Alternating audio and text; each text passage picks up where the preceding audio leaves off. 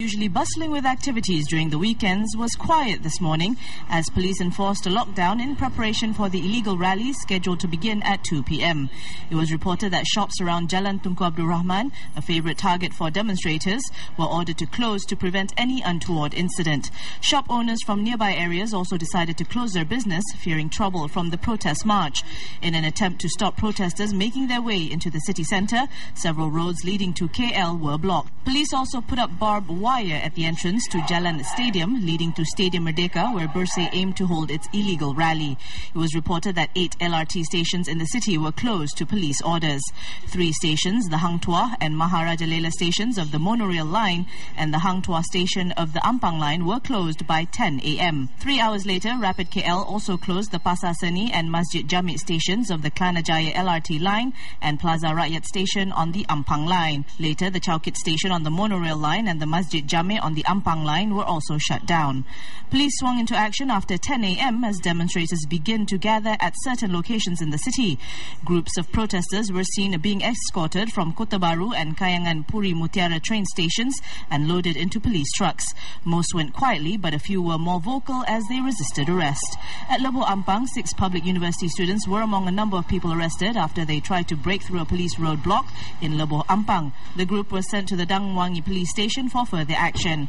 Many of the Bersih supporters were seen assembling at Central Market, Masjid Jamik, Dataran Merdeka and Pudu Plaza before marching towards Stadium Merdeka. Bersih Chief Dato' S. Ambiga and opposition leaders backing the illegal rally, DAP advisor Lim Kit Siang, past President Dato' Sri Abdul Hadi Awang, PKR President Datin Sri Wan Azizah Wan Ismail and Dato' Sri Anwar Ibrahim had gathered at the KL Hilton Hotel in KL Central before making their way towards Stadium Merdeka. Meanwhile, police rounded up the protest organisers for their involvement in the illegal rally. Bersih Organising Chairman Dato' S. Ambiga and several opposition leaders were arrested around 2:50 p.m. as they attempted to march towards Stadium Merdeka from KL Hilton. Also arrested, past President Dato' Sri Abdul Hadi Awang, past committee member Dr. Zulkifli Ahmad and PKR Vice President Tian Chua. They joined past Deputy President Muhammad Sabu, Vice President Salahuddin Ayub and Dato' Mahfuz Omar, who had been arrested at KL Central in the morning. Acting Police Chief Dato' Amar Singh said they were arrested for various offences, including illegal assembly, and sent to Jinjang Police Station.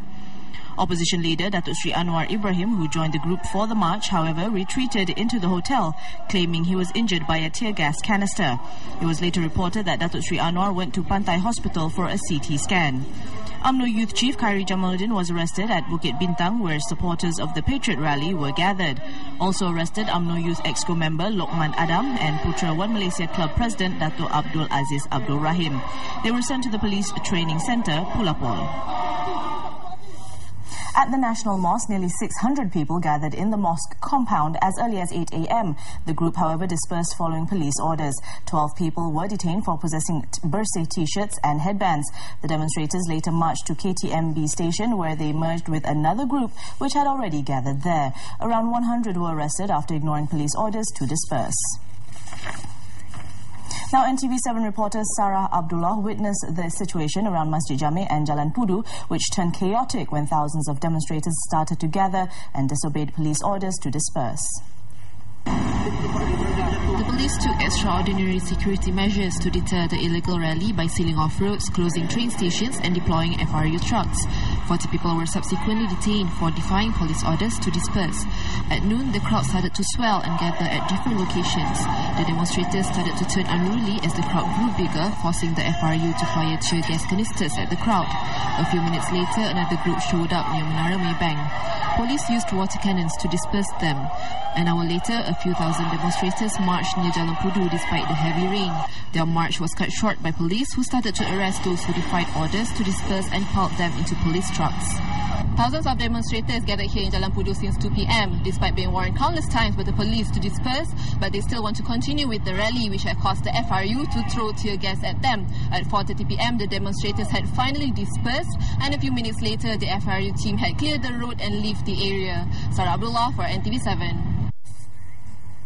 UMNO youth members had gathered at Jalan Bukit Bintang around 1 p.m. and were confronted by riot police as the crowd attempted to march towards Stadium Merdeka. Around 500 UMNO youth members had gathered at Jalan Bukit Bintang wearing red t-shirts with the word Patriot.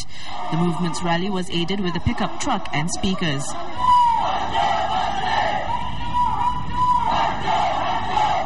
Among those present were UMNO youth leaders Arman Azhar, Rizal Merican Naina Merican and Zaki Zahid.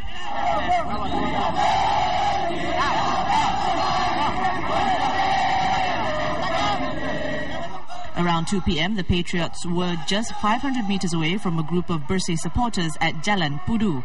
Both sides appeared coordinating despite their differences to ensure members refrained from clashing.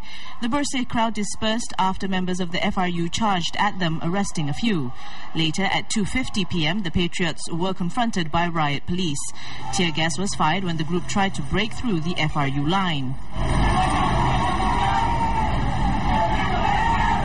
UMNO Youth Chief Khairi Jamaluddin was picked up by police just as he was recovering from the gas. Following his arrest, the movement's leaders instructed their supporters to clear off from Jalan Bukit Bintang to allow riot police to pass through. The Patriot rally dispersed by 3 p.m. Meanwhile, NTV7 reporter Arif Azmi saw over 1,000 protesters march through heavy rain and amassed outside the entrance of Stadium Merdeka near Wisma Maba in an attempt to push through a police blockade to get into the stadium. The protesters marched through Petaling Street area at about 1:40 p.m. and gathered at the intersection of Jalan Han Jebat, leading up to Stadium Merdeka, chanting anti-government slogans.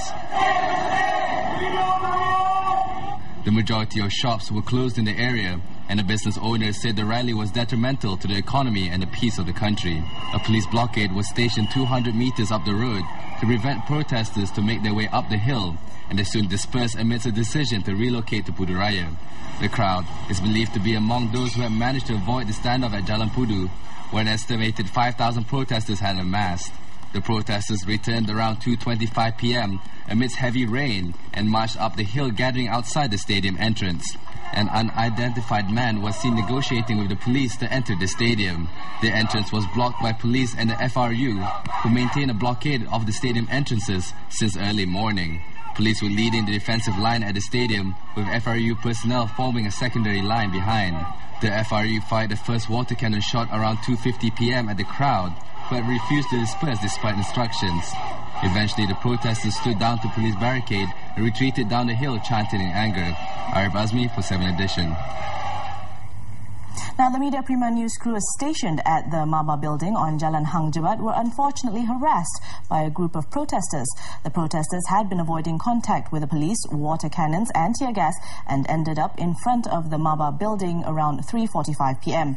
Noticing the crew members inside, the group tried to force their way in but were stopped by the security guard. They proceeded to hurl verbal abuse and mineral water bottles at the crew members. The group left 10 minutes later.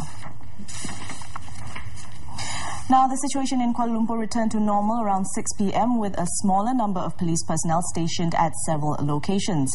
Thousands of police personnel, including the FRU, who had been patrolling the city centre since yesterday, were called back in stages after demonstrators began to disperse around 4 p.m.